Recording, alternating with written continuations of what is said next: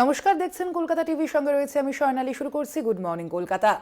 মালদায় তৃণমূল নেতা খুনে গ্রেপ্তার আরো দুই। মালদার ইংরেজ বাজার থেকে গ্রেপ্তার তৃণমূল টাউন সভাপতি নরেন্দ্রনাথ তিওয়ারি ও ওষুধ ব্যবসায়ী স্বপন শর্মা। এ পর্যন্ত তৃণমূল নেতা খুনে গ্রেপ্তার 7। গত 2রা জানুয়ারি মালদার ইংরেজ বাজারের ঝলঝলিয়ায় নিজের কারখানার কাছেই খুন হন তৃণমূল কাউন্সিলর দুলাল সরকার ওরফে বাবলা। সিসিটিভি ফুটেজে দেখা যায় প্রাণ বাঁচাতে কারখানায় ঢুকে পড়েছিলেন তৃণমূল নেতা, কিন্তু শেষ রক্ষা হয়নি। কয়েকজন দুষ্কৃতী তাঁকে লক্ষ্য করে এলোপাথারি গুলি চালায়। তারপর থেকেই সরগরম রাজ্য রাজনীতি। কেন খুন হলেন মালদার দাপুটে তৃণমূল নেতা? বুধবার পুলিশের জালে আরো দুই। গ্রেফতার তৃণমূল টাউন সভাপতি নরেন্দ্রনাথ তিওয়ারি ও ওষুধ ব্যবসায়ী স্বপন শর্মা। এখনো পর্যন্ত পুলিশের হাতে মোট গ্রেফতার 7। 2রা জানুয়ারি গ্রেফতার 3। সামি আক্তার বিহারের বাসিন্দা, টিঙ্কু ঘোষ মালদহের বাসিন্দা, মোহাম্মদ আব্দুল গনি বিহারের বাসিন্দা। ধৃত 3 জনেরই 14 দিনের পুলিশ হেফাজত। 3রা জানুয়ারি 2 জন গ্রেফতার। অভিজিৎ ঘোষ মালদহের বাসিন্দা, অমিত রাজাক মালদহের বাসিন্দা। 4ঠা জানুয়ারি অভিযুক্তদের আদালতে পেশ করা হয়। 2 অভিযুক্তের 13 দিনের পুলিশ রিমান্ড। 8ই জানুয়ারি গ্রেফতার আরও 2। নরেন্দ্রনাথ তিওয়ারি তৃণমূল টাউন সভাপতি, স্বপন শর্মা ওষুধ ব্যবসায়ী মালদা। আমি বেকার, আমাকে ভাই দোকান থেকে উঠিয়ে নিয়ে সবার পুরোনো নামটা গেছে। বড় মাতার শিকার বাবলা হইতে, বড় মাতার শিকার চৌকুতাবাড়ি হইতে। বড় মাথা নন্দদা, আপনি কি চক্রান্ত শিকার? হ্যাঁ, চক্রান্তের শিকার আপনি। চক্রান্ত শিকার অবশ্যই, বড় মাথার শিকার। আমি আগেই বলেছিলাম যে গত মিউনিসিপ্যালিটি ইলেকশনে নন্দু তিওয়ারি নির্দল প্রার্থী দাঁড় করিয়েছিল। অনেকেই এটাকে হয়তো রাজনৈতিক খুন বলবেন, কিন্তু আমি এটাকে রাজনৈতিক খুন মনে করছি না। এটা টোটালটাই হচ্ছে পয়সার জন্য খুন, ল্যান্ড নিয়ে খুন। মালদাতে বাবলা সরকার স্বর্গত, নন্দু তিওয়ারি, কৃষ্ণেন্দুবাবু একের পর এক নেতা, যারা শুধুমাত্র জমির কারবার, কে কোথায় ফ্ল্যাট বিক্রি করবে, কার ফ্ল্যাট তৈরি হবে, কে কত ফ্ল্যাটের পার্সেন্টেজ নেবে, জমি কয়েক কোটি টাকার জমি কয়েক লাখে বিক্রি করার ব্যবস্থা কে করবে, এই নিয়ে লড়াই চলছে। হামলার সময় আততায়ীরা সেই বাইকে এসেছিল, সেই বাইকটিও বাজেয়াপ্ত করা হয়েছে। তবে খুনে ব্যবহৃত আগ্নেয়াস্ত্র এখনো উদ্ধার হয়নি। খুনের মূল 2 অভিযুক্ত, যাদের খোঁজ পেতে 2 লক্ষ টাকা পুরস্কারেরও ঘোষণা করেছিল পুলিশ, তারা এখনো ফেরার। প্রাথমিক তদন্তে পুলিশ জানতে পেরেছে দুষ্কৃতীরা গত প্রায় 10 থেকে 15 দিন ধরেই দুলাল সরকারের গতিবিধির ওপর নজর রাখছিল। কলকাতা টিভি।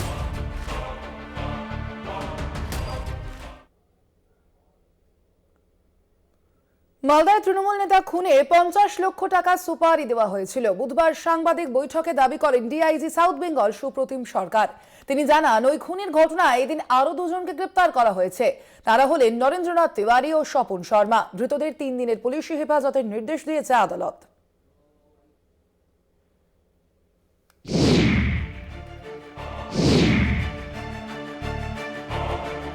মালদায় তৃণমূলের জেলা সহ সভাপতি দুলাল সরকার ওরফে বাবলা খুনের ঘটনায় এখনো পর্যন্ত মোট 7 জনকে গ্রেফতার করেছে পুলিশ। অভিযুক্ত আরো 2 জন ফেরার। তাদের ধরে দিতে পারলে 2 লক্ষ করে মোট 4 লক্ষ টাকা আর্থিক পুরস্কারের কথা ঘোষণা করেছে পুলিশ। ডিআইজি সাউথ বেঙ্গল জানান, প্রথমে যে 5 জনকে গ্রেফতার করা হয়েছিল তাদের জিজ্ঞাসাবাদের সূত্রেই নরেন্দ্রনাথ এবং স্বপনের নাম উঠে আসে। ওই 2 জনকে মঙ্গলবার দিনভর জিজ্ঞাসাবাদ করা হয়। বুধবার নির্দিষ্ট তথ্যের ভিত্তিতে তাদের গ্রেফতার করা হয়েছে। তিনি জানান, স্বপন কুখ্যাত দুষ্কৃতী, নরেন্দ্রনাথ এই ঘটনার মূল চক্রী। 4 জনকে 50 লক্ষ টাকার সুপারি দেওয়া হয়েছিল খুনের জন্য। এর পিছনে আর কারোর হাত আছে কিনা তা নিয়ে তদন্ত চলছে। খুব তাড়াতাড়ি চার্জশিট দেওয়া হবে, অভিযুক্তদের সর্বোচ্চ শাস্তি দেওয়া হবে। গুলিবিদ্ধ হয়ে নিহত হন। তিনি যখন নিজের বাড়ির সামনে দাঁড়িয়েছিলেন, তখন একটি বাইকে করে 4 জন দুষ্কৃতী আসে, তাকে লক্ষ্য করে গুলি ছোড়ে এবং গুলিবিদ্ধ হয়ে আহত হয়ে তিনি মারা যান।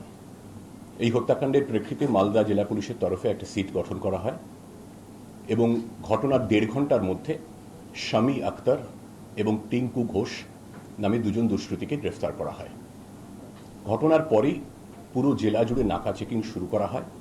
মানিকচক এলাকায় একটি বাসের মধ্যে থেকে এদের গ্রেফতার করা হয়।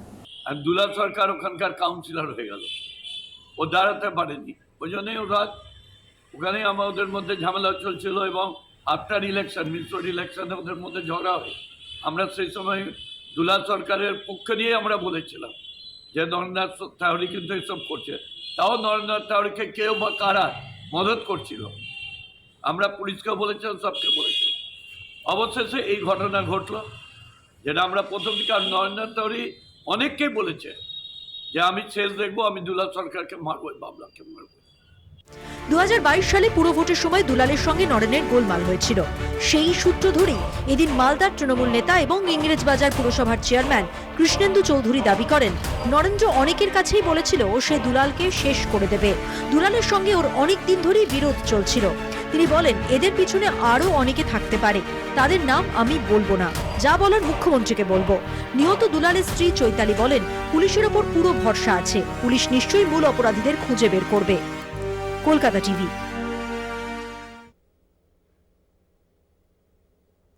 আবারও প্রকাশ্যে রাজ্যের শাসক দলের গোষ্ঠী কোন্দল।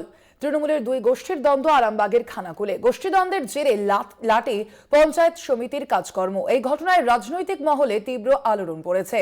খানাকুলে তৃণমূলের গোষ্ঠীদ্বন্দ্বের কঙ্কালসার চেহারা সামনে চলে আসায় তীব্র কটাক্ষ করছে বিরোধীরাও।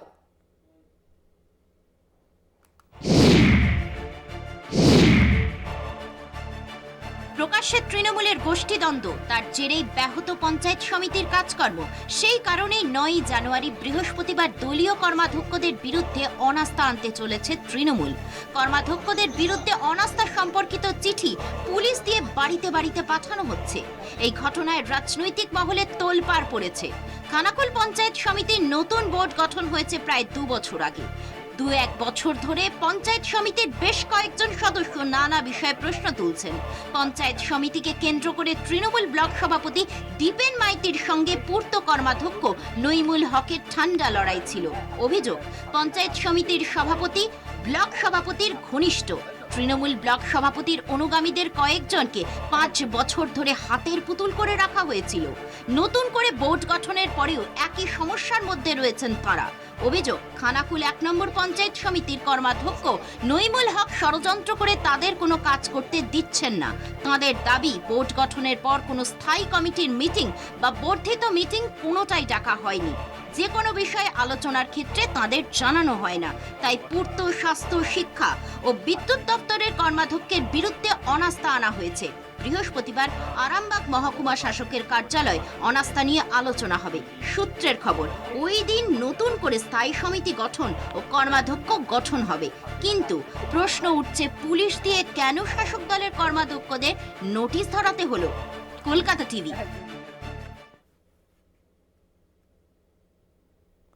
প্রধান শিক্ষিকার সঙ্গে 2 সহ শিক্ষক শিক্ষিকার ঝামেলা, আর তার জেরে শিখে পঠন পাঠন। স্কুলে মোট পড়ুয়া 37। ইতিমধ্যে স্কুল ছেড়েছে 30 জন। স্কুলের সংঘাতের জল গড়িয়েছে আদালতেও। তমলুকের তাম্রলিপ্ত হরিজন প্রাইমারি স্কুলের ঘটনায় শোরগোল।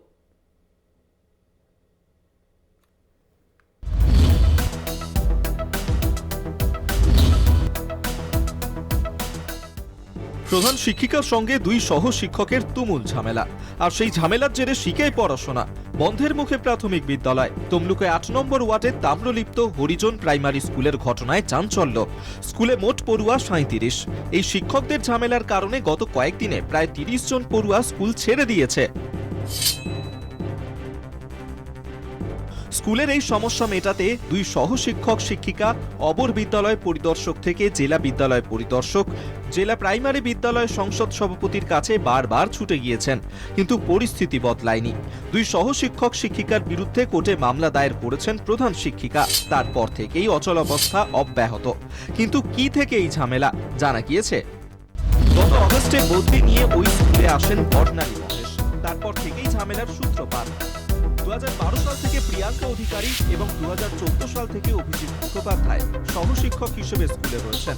তাদের সঙ্গেই প্রধান শিক্ষিকার ঝামেলা হয়। স্কুলে তালা দিয়ে 2 সহশিক্ষক শিক্ষিকাকে ঢুকতে বাধা দেয়া হতো বলেও অভিযোগ। এই দিদিমণি আসতে আমাদের স্কুলটা জাহান্নামে চলে গেল। নাহলে আগে স্কুল খুব সুন্দর ছিল, কোনো গন্ডগোল ছিল নি, কোনো কিছু ছিল নি। আমাদের নামে আবার ওই দিদিমণি মাস্টারমশাইয়ের নামে কেস করছে। আমাদের সাক্ষী হিসাবে 3 জনের নাম রাখছে সাক্ষী হিসাবে। যদিও স্কুলের প্রধান শিক্ষিকা বর্ণালী মহেশ বলেন, 2 সহ শিক্ষক শিক্ষিকা স্কুলে ঠিক মতো না আসায় সমস্যা হচ্ছে। বারবার এসআইকে জানিয়েও কোনো লাভ হয়নি। ডিসেম্বরের প্রথম থেকেই বলছে না, এই স্কুলে পড়াবো না। ফ্যামিলি কেন পড়াবেন না? না যে আপনি আসছেন আর দুজন স্যার ম্যাডাম ঠিকঠাক মতো এখানে স্কুলে আসে না, স্কুলে গন্ডগোল হয়েছে, কেস হয়েছে, দুজন স্যার ম্যাডাম রিটার্নে হচ্ছে তাদের কন্টিনিউ বেতন পেয়ে যাচ্ছে, 4-5 মাস তারা স্কুলে আসে না। আর এসআই আমাকে হেনস্থা করছে, কারণ ওই দুজন স্যার ম্যাডামের কাছ থেকে তিনি বোধহয় কিছু ফায়দা পাচ্ছে। সমস্যার সমাধানের আশ্বাস প্রাথমিক শিক্ষা সংসদের চেয়ারম্যানের। হেড টিচারকে নিয়ে ওখানকার টিচারদের একটু নিজেদের মধ্যে সমস্যা চলছিল, আমরা বারবার করে মেটাবার চেষ্টা করেছি, এসআইও মেটাবার চেষ্টা করেছে। আর ওইসব যে কথা বলছে না ওগুলো ঠিক না, ওগুলো সর্বৈব মিথ্যা। তবে ওদের মধ্যে অ্যাডজাস্টমেন্টের প্রবলেম আছে, আমরা দ্রুত কঠোর ব্যবস্থা নেব। এদিকে স্কুলে শিক্ষক শিক্ষিকাদের মধ্যে ঝামেলা চলতে থাকায় পঠন পাঠন শিখায় উঠেছে, বাকি পড়ুয়াদের পড়াশোনা নিয়ে চিন্তিত অভিভাবকরা। সৌম্যজিৎ চট্টোপাধ্যায়ের report, Kolkata TV. Good morning কলকাতায় এখন সময় একটা ছোট্ট বিরতির, ফিরছে বিরতির পর, সঙ্গে থাকুন। গুড মর্নিং কলকাতা নিয়ে ফিরে এলাম বিরতির পর। দিল্লি বিধানসভা নির্বাচনে আম আদমি পার্টি বা আপকে সমর্থন করবে তৃণমূল। দলনেত্রী মমতা বন্দ্যোপাধ্যায়ের এই সিদ্ধান্তে কৃতজ্ঞতা প্রকাশ করে সমাজ মাধ্যমে পোস্ট করেছেন আপ সুপ্রিমো অরবিন্দ কেজরিওয়াল। বিজেপি বিরোধী জোট ধর্ম ভেঙে ইন্ডিয়ার শরিক আপ ও কংগ্রেস পরস্পরের প্রতিদ্বন্দ্বী হওয়ায় দিল্লি বিধানসভার আসন নির্বাচন ত্রিমুখী হতে চলেছে। সেই প্রেক্ষিতে সমাজবাদী পার্টির পর এবার তৃণমূলেরও আপকে সমর্থনের বার্তা দেওয়া সর্বভারতীয় রাজনীতির ক্ষেত্রে খুবই তাৎপর্যপূর্ণ ঘটনা।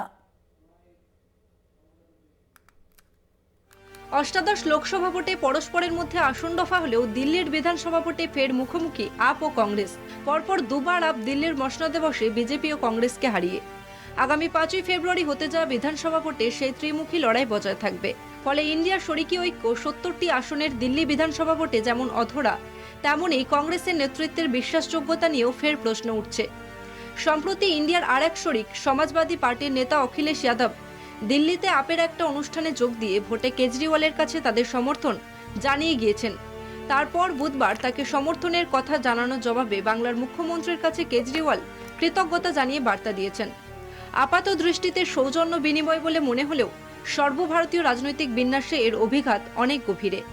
ঘটনাচক্রে অতি সম্প্রতি ইন্ডিয়া জোটের নেতৃত্বে কংগ্রেসের ভূমিকা নিয়ে শরিক তৃণমূল আপ এসপি প্রশ্ন তুলেছিল। এবার দিল্লিতে আপের প্রতি এসপি ও তৃণমূলের সমর্থন আদতে কংগ্রেসকে ইন্ডিয়ার অন্দরে কিছুটা একঘরে করে দেওয়ার কৌশল বলে রাজনৈতিক পর্যবেক্ষক মহলের ধারণা। কলকাতা টিভি।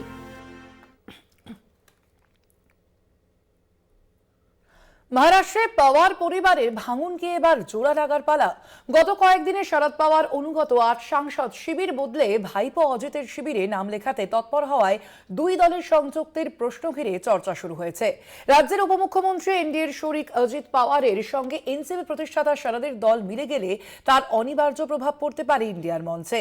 স্বভাবতই মহারাষ্ট্রের ঘরোয়া রাজনীতির এই বদলের সম্ভাবনার প্রশ্নকে ঘিরে দিল্লিতেও জল্পনা বাড়ছে। মহারাষ্ট্রে বিগত লোকসভা ভোটের মুখে শরদ পাওয়ারের ভাইপো অজিত পাওয়ার দলের অন্দরে বিদ্রোহ করে নতুন দল গঠন করেছিলেন।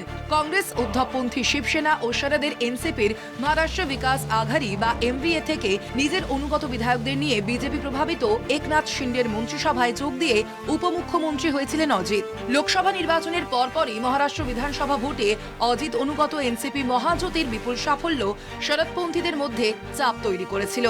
আগামী সপ্তাহে শরদ পাওয়ার দলের নির্বাচনী ফলাফল পর্যালোচনা বৈঠকের ডাক দিয়েছেন। তার আগেই শরদের অনুগত 8 সাংসদ শিবির বদলের প্রস্তাব দিয়েছেন বলে অজিত গোষ্ঠীর দাবি। সূত্রের মতে কন্যা সুপ্রিয়া সুলে ও শরদও অদূর ভবিষ্যতে শিবির বদলে ভাইপোর সঙ্গে মিশে যেতে পারেন। যদিও অজিত বা শরদ পাওয়ারের তরফে এ নিয়ে নির্দিষ্ট কোনো প্রতিক্রিয়া মেলেনি। কিন্তু সম্প্রতি এই পারিবারিক বিবাদ মেটাতে উদ্যোগী হয়েছিলেন অজিতের মা আশা পাওয়ার। গত সপ্তাহে পান্ধারপুরে এক মন্দিরে পুজো দিতে গিয়েছিলেন তিনি। মিডিয়ার প্রশ্নের জবাবে অজিতের মা কাকা ভাইপোর পুনর্মিলনের সম্ভাবনার কথা বলেন। তার সেই মন্তব্যের সুবাদে এনসিপির দুই বিবদমান গোষ্ঠী মিশে যাওয়ার জল্পনা তৈরি হয়েছিল। তাতেই বাড়তি মাত্রা জুড়েছে শরদ অনুগত 8 লোকসভা সদস্যের মহাজোটী তথা এনডিএ শিবিরে যোগদানের প্রস্তাব নিয়ে অজিতের দ্বারস্থ হওয়া। শেষ পর্যন্ত শরদের শিবির এনডিএতে অংশ নিলে ইন্ডিয়া মঞ্চে বড়সড় ধাক্কা লাগতে পারে। তাই এনসিপির অন্তর্কলহের ভবিষ্যতের সঙ্গে দেশের বিরোধী রাজনীতির সমীকরণ বদলের সম্ভাবনা নিয়ে দিল্লিতেও জোর জল্পনা শুরু হয়েছে। কলকাতা টিভি। ভারতের চাপে পদক্ষেপ করছে বাংলাদেশ। অবশেষে চাপের মুখে হিন্দু নিগ্রহের বিরুদ্ধে ব্যবস্থা। পটুয়াখালীতে হিন্দু ব্যবসায়ী অপহরণে গ্রেপ্তার পাঁচ দুষ্কৃতীকে গ্রেপ্তার বাংলাদেশ পুলিশের। ভারতের চাপে পদক্ষেপ করছে বাংলাদেশ। পটুয়াখালীতে হিন্দু ব্যবসায়ী অপহরণের ঘটনায় গ্রেপ্তার করা হয়েছে 5 জন দুষ্কৃতীকে গ্রেপ্তার করেছে বাংলাদেশ পুলিশ, এমনটাই জানা গিয়েছে। অবশেষে চাপের মুখে হিন্দু নিগ্রহের বিরুদ্ধে ব্যবস্থা। পটুয়াখালীতে হিন্দু ব্যবসায়ী অপহরণে গ্রেপ্তার পাঁচ দুষ্কৃতীকে গ্রেপ্তার বাংলাদেশ পুলিশের। অবশেষে চাপের মুখে হিন্দু নিগ্রহের বিরুদ্ধে ব্যবস্থা বাংলাদেশে।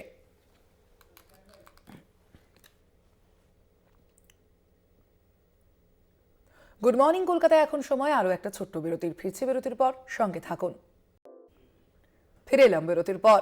বাংলাদেশের অশান্ত পরিস্থিতির জেরে দেশের সীমান্ত এলাকায় সমস্যা বাড়ছে। অনুপ্রবেশের পাশাপাশি সীমান্তে অশান্তির উস্কানিরও অভিযোগ। এরই মধ্যে হাসিনার ভারতে থাকার মেয়াদ বাড়ল। নতুন করে মেজর ডালিমের আত্মপ্রকাশে জল্পনা প্রতিবেশী দেশে।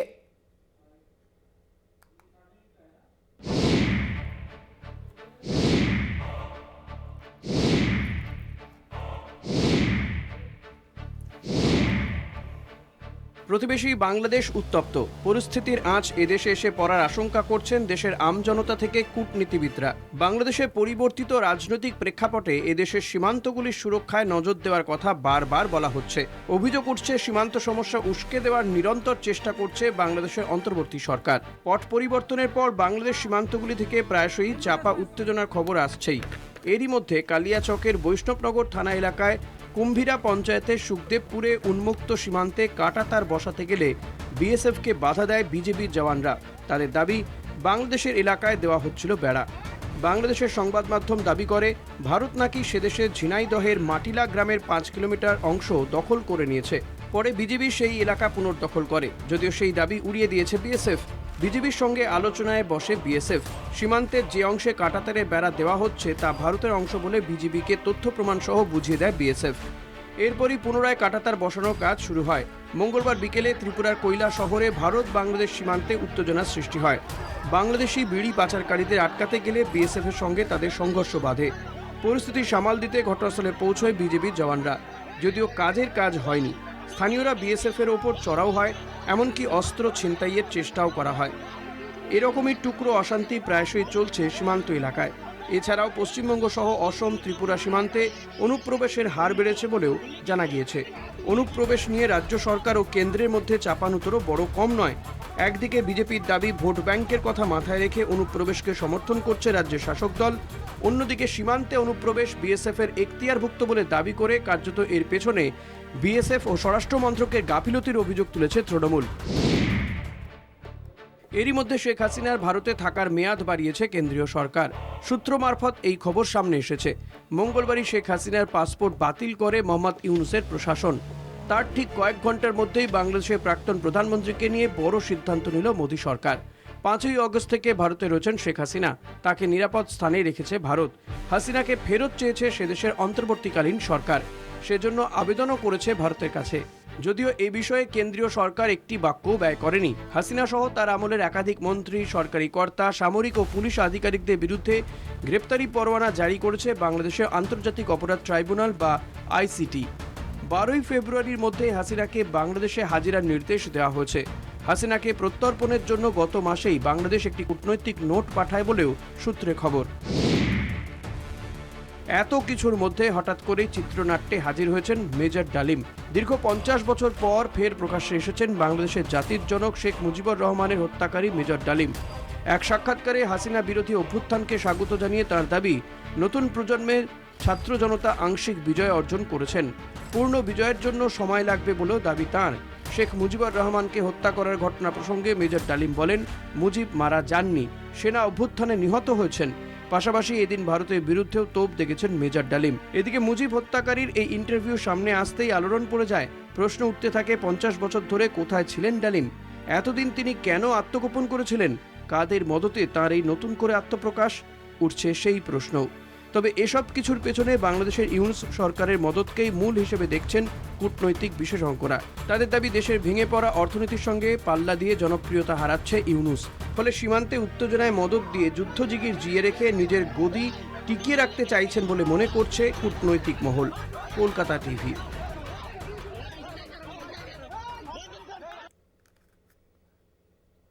নজর রাখবো রাজ্যের খবরের দিকে। বালি বোঝাই গাড়ির ধাক্কায় আহত কৃষক। বাঁকুড়ার উন্দার কুমারডাঙ্গা গ্রামের ঘটনা এটি। ঘটনার জেরে একাধিক বালি বোঝাই গাড়ি আটকে বিক্ষোভ। দেখতে পাচ্ছেন সেই ছবি। বিক্ষোভ দেখাচ্ছেন স্থানীয়রা। পুলিশ গেলে পুলিশকে ঘিরেও বিক্ষোভ দেখানো হয়। বিক্ষোভ দেখান স্থানীয়রা। বাঁকুড়ার উন্দার কুমারডাঙ্গা গ্রামের এই ঘটনার জেরে একাধিক বালি বোঝাই গাড়ি আটকে বিক্ষোভ দেখান স্থানীয়রা। বাঁকুড়ার এই ঘটনা আপনাদের জানিয়ে রাখি। সেখানে বালি বোঝাই গাড়ির ধাক্কায় আহত হয়েছেন এক কৃষক। বাঁকুড়ার উন্দার কুমারডাঙ্গা গ্রামের এই ঘটনা। বালি বোঝাই গাড়ির ধাক্কায় আহত হয়েছেন এক কৃষক। ঘটনার জেরে একাধিক বালি বোঝাই গাড়ি আটকে রেখে বিক্ষোভ দেখান স্থানীয়রা। পুলিশ গেলে পুলিশকে ঘিরেও বিক্ষোভ দেখায় স্থানীয়রা।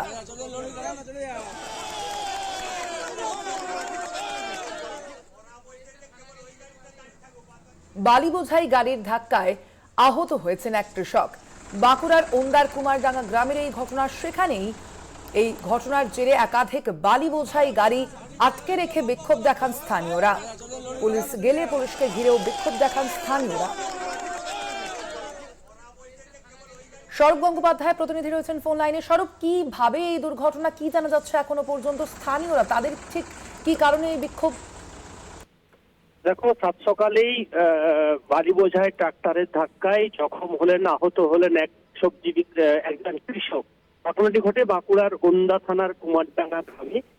স্থানীয় মানুষ সূত্রে বা স্থানীয় গ্রামবাসী সূত্রে জানা গেছে, একজন কৃষক তিনি সবজি নিয়ে ওন্দা বাজারে নিয়ে আসছিলেন বিক্রি করার জন্য, এবং সেই সবজি নিয়ে আসার পথে কুমারডাঙ্গাতে সেখানে একটি ট্রাক্টর তাকে ওই কৃষককে ওভারটেক করতে গেলে দুর্ঘটনাটি ঘটে।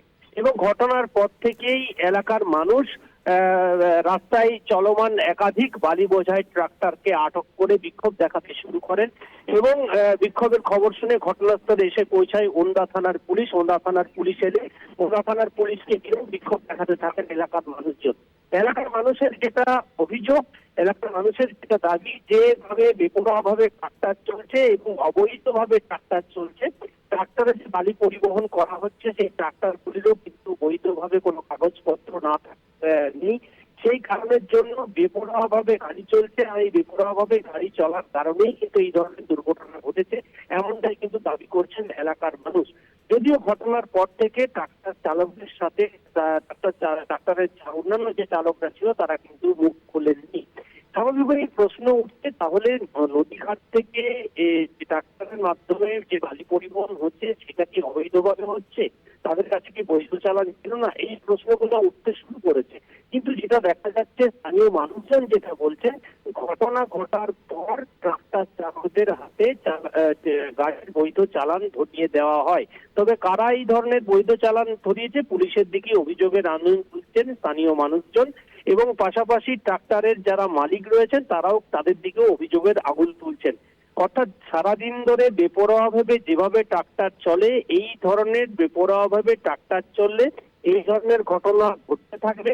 এলাকার মানুষ চাইছেন গাড়ি চলুক, নিয়ন্ত্রণে চলুক, বৈধ কাগজপত্র থাক, গাড়ি চলুক, কোনো অসুবিধা নেই। প্রশাসন যাতে প্রশাসনকে সব ধরনের সহযোগিতা করতে রাজি রয়েছেন এলাকার মানুষ। কিন্তু যদি বেপরোয়াভাবে অবৈধভাবে এই ধরনের গাড়ি চলে, সেক্ষেত্রে এই ধরনের ঘটনা কিন্তু ঘটতেই থাকবে। এলাকার মানুষের ক্ষোভ এটাই। এখনো পর্যন্ত ট্রাক্টরগুলিকে ঘিরে বিক্ষোভ দেখাচ্ছেন এলাকার মানুষজন। অবশ্যই আমাদের সেদিকে নজর থাকবে। আপাতত ধন্যবাদ তোমায়। আমরা কথা বলছিলাম, ফোন লাইনে ছিলেন প্রতিনিধি স্বরূপ গঙ্গোপাধ্যায়।